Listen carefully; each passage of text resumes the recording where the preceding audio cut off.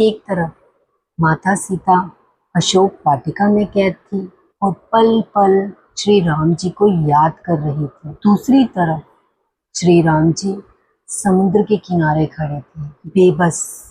और तभी एक ऐसा वीर आगे आने वाला था जो असंभव को संभव बना देता। एक छलांग जो इतिहास बन गई, एक नाम जो आज भी साहस की पहचान है, बजरंगबली जी।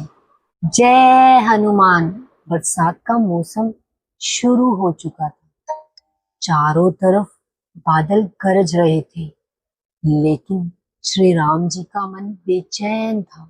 हर दिन हर रात सिर्फ उन्हें सीता माता की चिंता सता रही थी। सुग्रीव अब राजा बन चुका था, राजमहल में उत्सव मनाए जा रहे थे।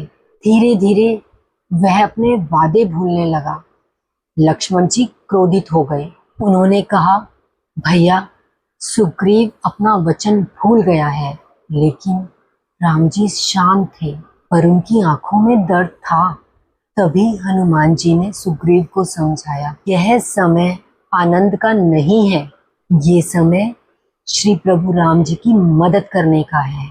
सुग्रीव को अपनी गलती का एहसास हो गया था। उन्होंने तुरंत वानर सेना को बुलाया।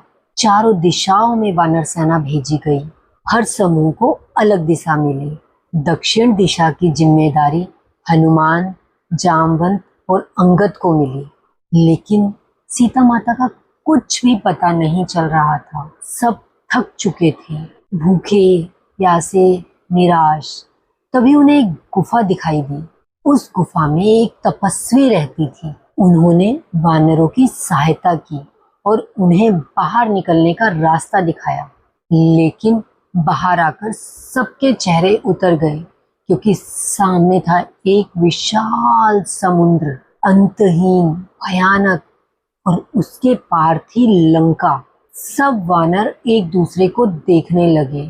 अंगद बोले, मैं छलांग तो लगा सकता हूँ, लेकिन वापस लौट पाऊंगा या नहीं ये पता नहीं। हर कोई डर रहा था।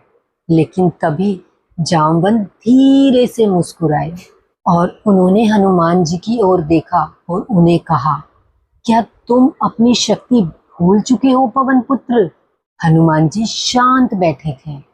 उन्हें अपने बल का एहसास ही नहीं था। जामवंत ने उन्हें उनकी बचपन की याद दिलाई।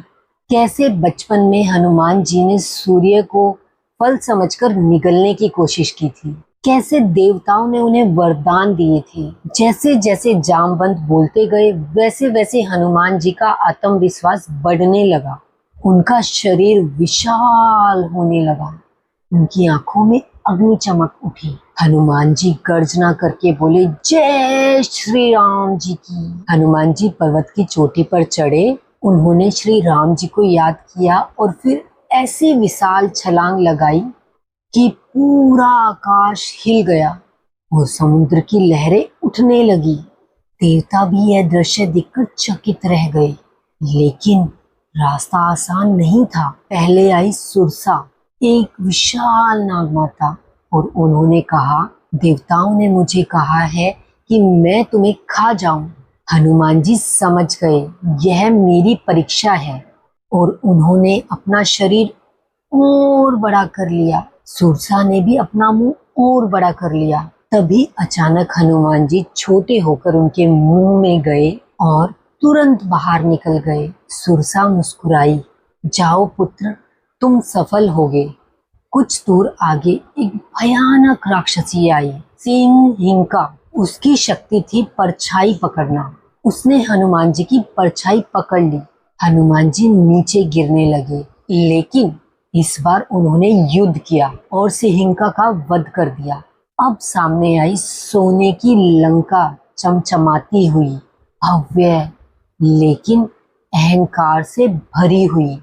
लंका के द्वार पर पहरा दे रही थी लंकिनी।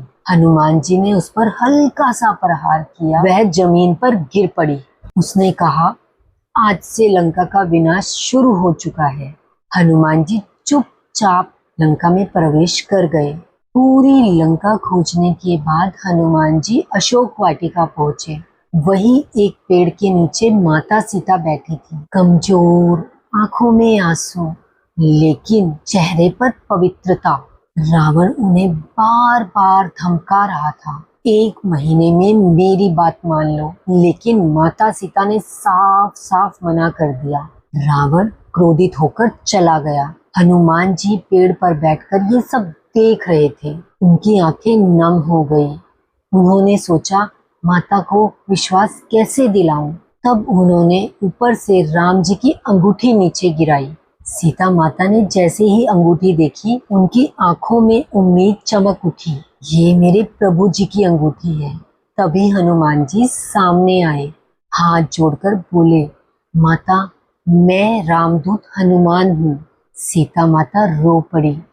कई महीनों बाद उन्हें एक उम्मीद मिली। सीता माता ने हनुमान जी को अपना चूड़ामणि दिया और कहा, इसे मेरे प्रभु जी को दे देना। हनुमान जी ने कहा, माता, अब आप चिंता मत करो, प्रभु श्री राम जी जल्दी ही लंका आएंगे। पूरा वातावरण शांत हो गया। दोस्तों, जब इंसान अपनी असली शक्ति पहचान लेता है तो उसे कोई समुद्र नहीं रोक सकता। हनुमान जी हमें सिखाते हैं, आत्मविश्वास और शक्ति से असंभव भी संभव हो सकता है।